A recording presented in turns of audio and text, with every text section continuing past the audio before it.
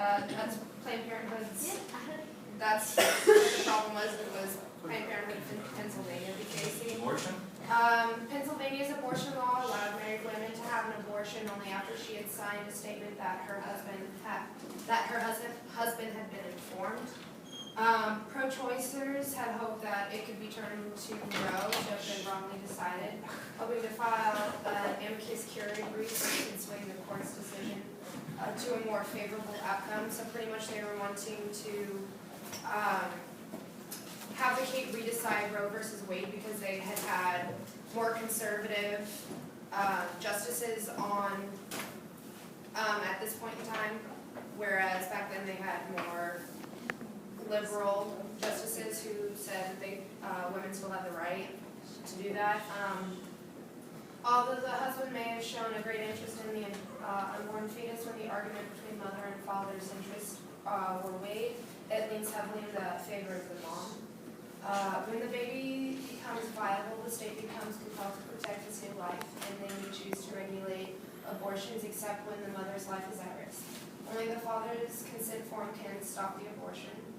The consent form, even after the consent form was fine, there was a 24-hour waiting period before the procedure because they wanted to make sure that the mom was informed and that the mom knew everything that she was about to do and what this meant. The mother has the option of providing a signed statement claiming that the child is not her husband's.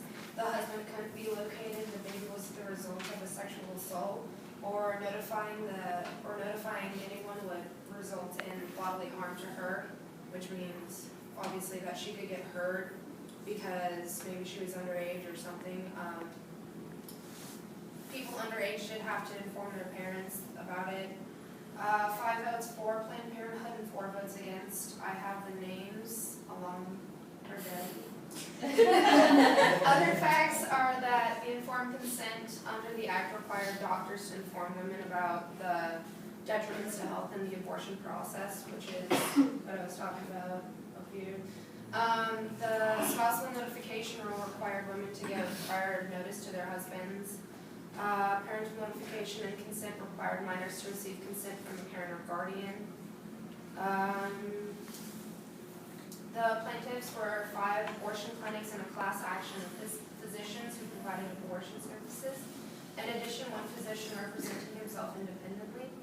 They filed a suit in the U.S. District Court for the Eastern District of Pennsylvania to enjoin the state from enforcing the 5 provisions and have them declared unconstitutional. The district court, after a 3-day bench trial, held that all provisions were unconstitutional and entered a permanent injunction against the Pennsylvania's enforcement of them. The O'Connor, Kennedy, and Souter plurality opinion, this is the justices that were for it.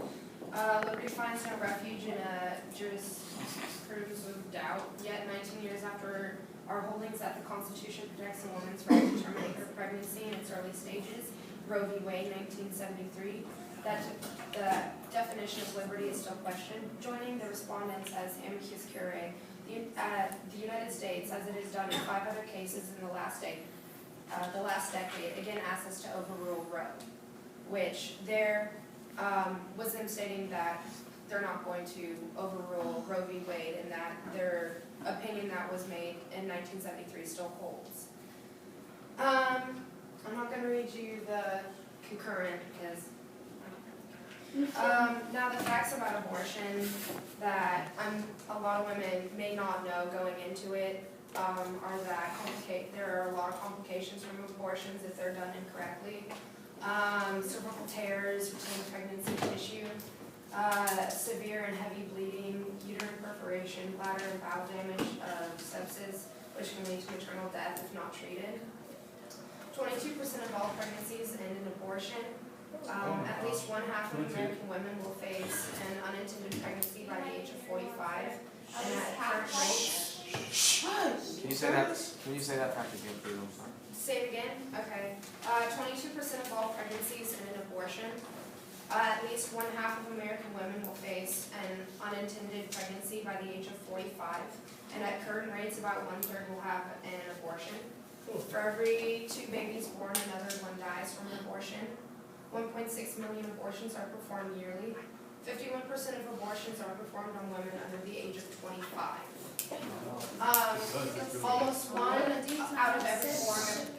Almost one of every four American babies are aborted. Women often experience severe or intense pain during an abortion, and psychological effects can include depression and mental trauma to divorce and suicide. Wait, question mark, there's physical pain and Yeah. There's physical pain and killing. Yeah. No, they're opening you up and scraping your entire inside.